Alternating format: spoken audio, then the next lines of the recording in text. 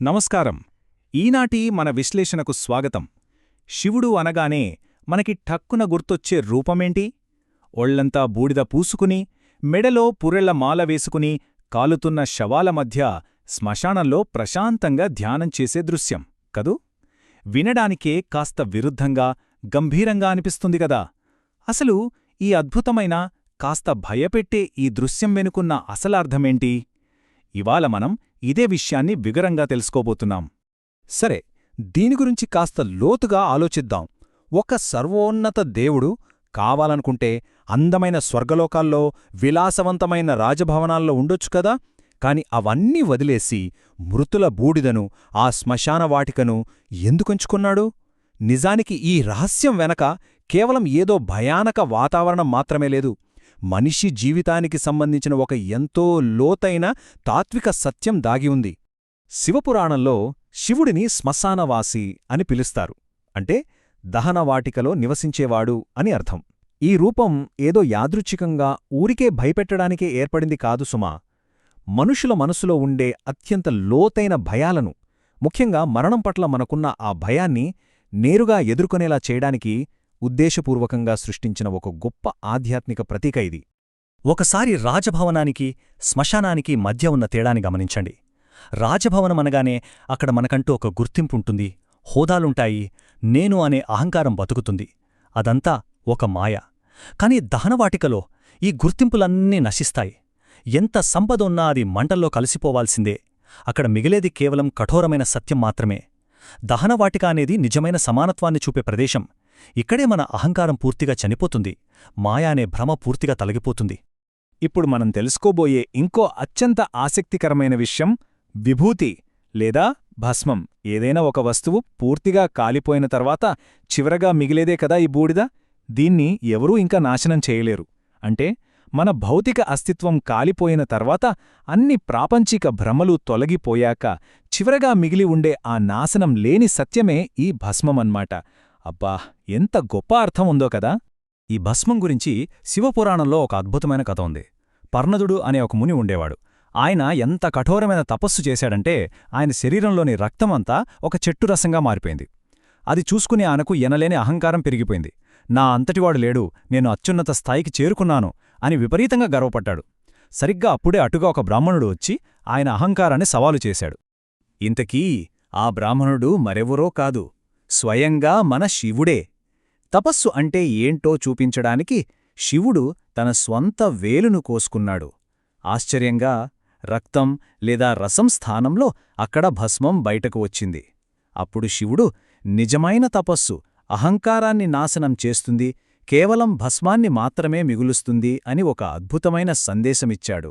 అంటే నేను అనే అహంకారం పూర్తిగా కాలిపోయే వరకు మన ఆధ్యాత్మిక సాధన కొనసాగాలన్నమాట. ఇక భస్మం విధ్వంసక శక్తి గురించి చెప్పాలంటే మనందరికీ తెలిసిన భస్మాసురుని కథను ఖచ్చితంగా గుర్తుచేసుకోవాలి. అతను ఎవరి తలమీద చెయ్యి పెట్టినా, దేన్ని తాకినా అది బూడిదగా మారిపోయే వరాన్ని శివుని నుండే పొందాడు కదా. ఇక్కడ భస్మమనేది తప్పించుకోలేని అంతిమమైన విధ్వంసానికి సంకేతం. ఎవరెంత శక్తిమంతులైనా సరే కాలక్రమంలో అంతా బూడిదకాక తప్పదు అనే ఆ నగ్న సత్యానిది మళ్ళీ గుర్తుచేస్తుంది. శివుడు భస్మాన్ని ధరించడం వెనుక మరో అత్యంత భావోద్వేగమైన కథ సతీదేవిది. దక్షుని అవమానాన్ని భరించలేక సతీదేవి ఆత్మాహుతి చేసుకున్నప్పుడు ఆ దుఃఖాన్ని తట్టుకోలేక శివుడు ఆమె భస్మాన్ని తన ఒంటికి పూసుకుని ఈ విశ్వమంతా తిరిగాడని మన పురాణాలు చెబుతున్నాయి. ఒక అంతులేని ప్రేమ చివరకు ఒక సంపూర్ణమైన వైరాగ్యంగా ఎలా మారుతుందో ఈ కథ మనకు చాలా హృదయవిదారకంగా తెలియజేస్తుంది. కాబట్టి ఇక్కడ మనం ముఖ్యంగా గ్రహించాల్సిన కీలకమైన విషయమేంటంటే, ఈ పవిత్రమైన భస్మం మనకు ప్రధానంగా 3 పాఠాలు నేర్పుతుంది. మొదటిది, ఈ భౌతిక ప్రపంచంలో ఉన్నదంతా తాత్కాలికమే. రెండవది, ఈ భౌతిక శరీరమనేది అసలైన ఆత్మ కాదు. ఇక మూడవది, ప్రాపంచిక విషయాల పట్ల నిర్లిప్తత లేదా వైరాగ్యం ద్వారానే మనకు నిజమైన విముక్తి లభిస్తుంది. అహంకారాన్ని పూర్తిగా వదిలేమని చెప్పే ఒక గొప్ప సందేశమే ఈ భస్మం. సరే, ఇదంతా కేవలం కథలకే పరిమితం అనుకుంటున్నారా? కానే కాదు. మన పురాతన గ్రంథాలైన ఉపనిషత్తులలో కూడా దీని గురించి చాలా స్పష్టంగా చెప్పారు. ఉదాహరణకు భస్మజాబాల ఉపనిషత్తు. ఇందులో భుసుండ జాబాల అనే ముని అసలు ఈ భస్మాన్ని ఎలా తయారు చేయాలి, దాన్ని ఎలా ఉపయోగించాలి అనే రహస్యాలను స్వయంగా శివుని ద్వారా తెలుసుకోవడానికి ఏకంగా కైలాస పర్వతానికే ప్రయాణిస్తాడు.